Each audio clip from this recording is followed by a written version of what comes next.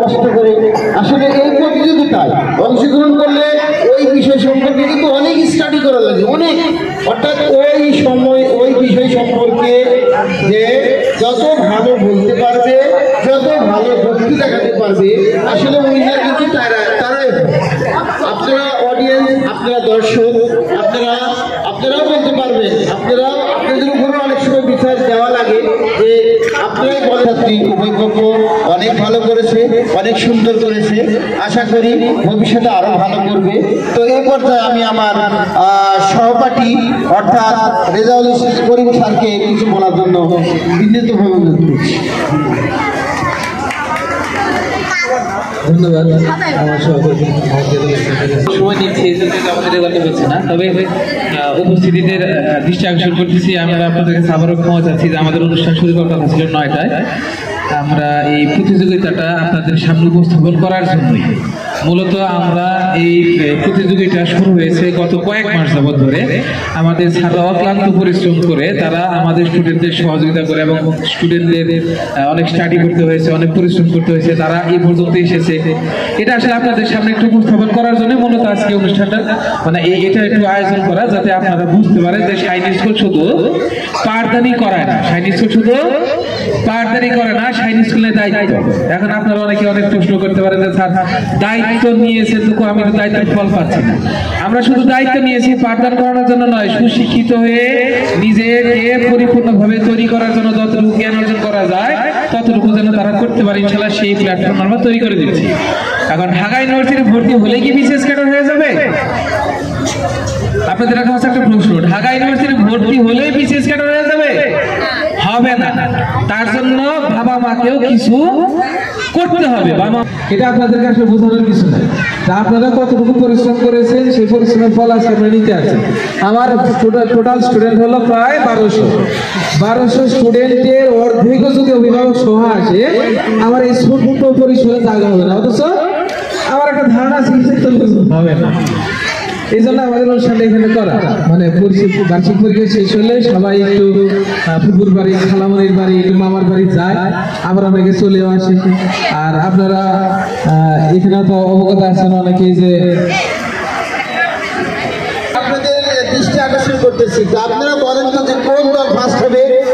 মানে আমি আপনাদের দৃষ্টি আকর্ষণ করতেছি, আপনি তো শুনলেন, মানে আমাদের বিচারটা ঠিক হবে কিনা আমি একটু যাচাই বাছাই করতে চাই। আপনারা বলেন তো পক্ষ এটা কি বিপক্ষ, বিপক্ষ না পক্ষ? একটু হাত তোলেন।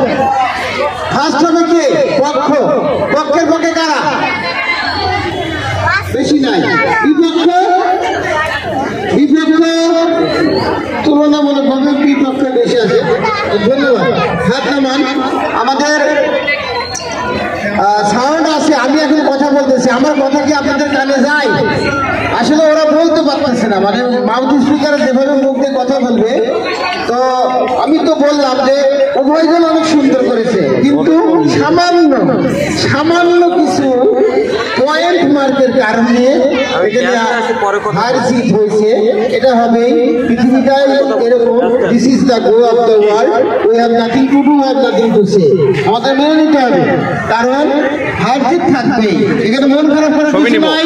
উভয় পক্ষকে আমাদের পক্ষ থেকে অনেক অনেক শুভেচ্ছা, ধন্যবাদ। আগামীতে তোমরা আরো ভালো করবে। যদি কেউ হেরে যাও, এদের মন খারাপ করায়, এই হারার মাধ্যম দিয়ে তোমাকে শিখতে হবে। তো যাই হোক, আজকে পক্ষ দল পেয়েছে 16.77। পক্ষ দল পেয়েছে 16.77। তাতে কি তোমরা উইনার হতে পারবে? মনে জোর নাই কেন? ওরাই বলতেছে আমরা পারবো না, তাহলে ওদের মনের জোরই কম। তাহলে মানে আমাদের বিচারটা সঠিক হয়েছে। হ্যাঁ হয়েছে, সঠিক সঠিক। আচ্ছা, ধন্যবাদ। উইনার হয়েছে 16.97। বিপক্ষ দল উইনার হয়েছে 16.97, পক্ষ দল 16.77, অর্থাৎ পয়েন্ট কিছু মার্কে জিতে গেছে বিপক্ষ দল। ধন্যবাদ উভয় পক্ষকে। আসলে এখানে একটু কথা বলি, তোমরা মন খারাপ করো না। পক্ষে ছিল যে বিচার যথাযথ বিচার না হয় দুর্নীতি বিস্তারের অন্যতম কারণ, এটার পক্ষে আমি। কারণ আমাদের দেশে যদি সৌদি আরবের মতো চুরি করলে হাত কেটে দিবে, এটা যদি কার্যকর করা হয় বাংলাদেশে কোনো চুরি হবে না, বাংলাদেশে কোনো চুরি হবে না। সৌদি আরবের মতো যদি হাত কেটে দেওয়া হয়, যে চুরি করলে হাত কেটে দিতে হবে, এটা আল্লাহর বিধান, এটা কোরআনের বিধান, এটা রাসূল সাল্লাল্লাহু আলাইহি ওয়াসাল্লামের নির্দেশনা, এটা করতে হবে, তাহলে বাংলাদেশে কোনো চুরি হতো না। এখন বর্তমান সরকারের যে ব্যবস্থাপনায় যে দেশ পরিচালিত হচ্ছে, এখানে কথা বলতে বলে অনেক সময় অনেকে দাঁড়িয়ে আছে, আমি কত কষ্ট দিব না। আবার যদি বিপক্ষের পক্ষে বলি যে বাংলাদেশের মানুষ, ওরা একটা কথা বলেছিলেন যে শিশু একটা জন্মগ্রহণ করেই দুর্নীতি শিখে না, দুর্নীতি শিখে না, দুর্নীতি তাকে শেখানো হয়।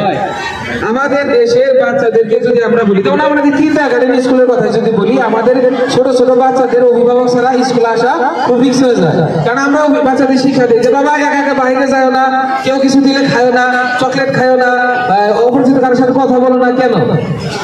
কারণ আমরা এটা আমাদের বাচ্চাদেরকে ছোটবেলা থেকে শিখাচ্ছি যে বাংলাদেশটা হলো দুর্নীতিগ্রস্ত দেশ, এখানে অন্যায়ের দেশ, এখানে সব সম্ভব হওয়ার দেশ।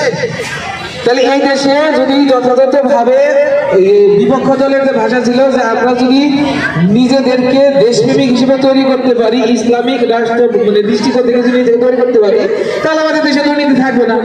বিপক্ষ দলের যুক্তি কম না, পক্ষ দলের যুক্তি কম না, কাকে কোন দিক থেকে নামাতে হবে। তবে পক্ষ দলের আজকে হেরে যাওয়ার আমি একটা কথা বলবো, ওরা সময়ের মধ্যে বক্তব্য শেষ করতে পারেনি। আর উপস্থাপনার ক্ষেত্রে ওদেরকে স্পিড কম ছিল, যেহেতু ওরা পক্ষে ছিল, ওদের স্পিডটা ছিল এরকম 12 মতো। যেমন মামুলার পক্ষ দিলে মানে বক্স ফিরে যায়, ওদের পক্ষ মধ্যে ছিল বক্স ফিরে যাবে। আজকে আফগানিস্তানে দেখেন, আফগানিস্তানে আজকে যেদিন থেকে ওরা স্বাধীন রাষ্ট্র মানে রাষ্ট্র হিসেবে দেশ পরিচালনা করতেছে, সেদিন থেকে বলা হয়েছে জেনাকারীকে সরাসরি হত্যা করা হবে। আফগানিস্তানে যেদিন থেকে আইন কার্যকর করা হয়েছে, সেদিন থেকে আফগানিস্তানে কোনো মানে কোনো এ ধরনের কোনো সিমটমই আর পাওয়া যায়নি আজ পর্যন্ত। তাহলে বিচারটাকে যদি যথাযথভাবে কার্যকর করা যায়, তাহলে দুর্নীতি কমে যাবে। আমরা এখানে যারা আছেন, ফখরুদ্দিন আমলের সময় 100 টাকা ব্যাংকড্রাফট করে চাকরি হয়েছে, 100 টাকা ব্যাংকড্রাফট করে চাকরি হয়েছে, অথচ বিগত 15 বছরে 15 লাখ টাকা নিচে কোনো চাকরি হয়নি। এটা কিভাবে সম্ভব হয়েছে? দেশপ্রেম থাকতে হবে, আইন যথাযথভাবে কার্যকর করতে হবে, দুইটাই প্রয়োজন ছিল। তবে সামান্য 0.2 পয়েন্টের কারণে তোমরা হার জিত হয়েছে, এটা মন খারাপ কিছু নেই, হার জিত একদম থাকবে। ওই যে একটা গান আছে না, হার জিত চিরদিন থাকবে, তবু এগিয়ে যেতে হবে। তো তারই একটা মানে জাস্ট একটু তাদেরকে উৎসাহিত করার জন্য দেওয়া। তো চতুর্থ স্থান অধিকারীর দলের নাম হলো গন্ধরাজ, 9ম শ্রেণী। প্রথমে আসবে হলো রাহিমা সাবরিন রাহি, সুরফাত জাহান শালীন এবং মমতা মাহমুদ মায়া। তোমরা চতুর্থ স্থান অধিকার করেছো। তোমরা যদি এখানে উপস্থিত থাকো তাহলে চলে আসবে। আমি সবার কাছে একটু আমাদের উৎসাহ দেওয়ার জন্য একটু চাচ্ছিলাম, আপনারা একটু বাহাবামূলক দেন।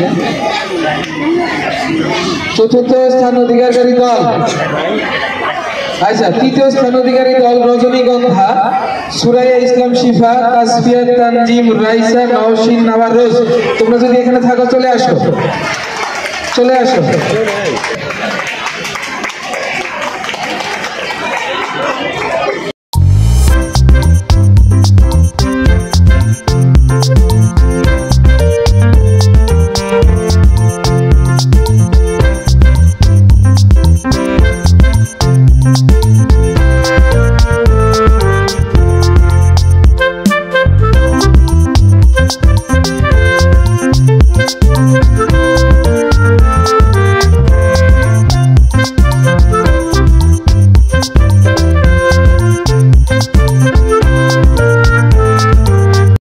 বৃত্তি পরীক্ষা।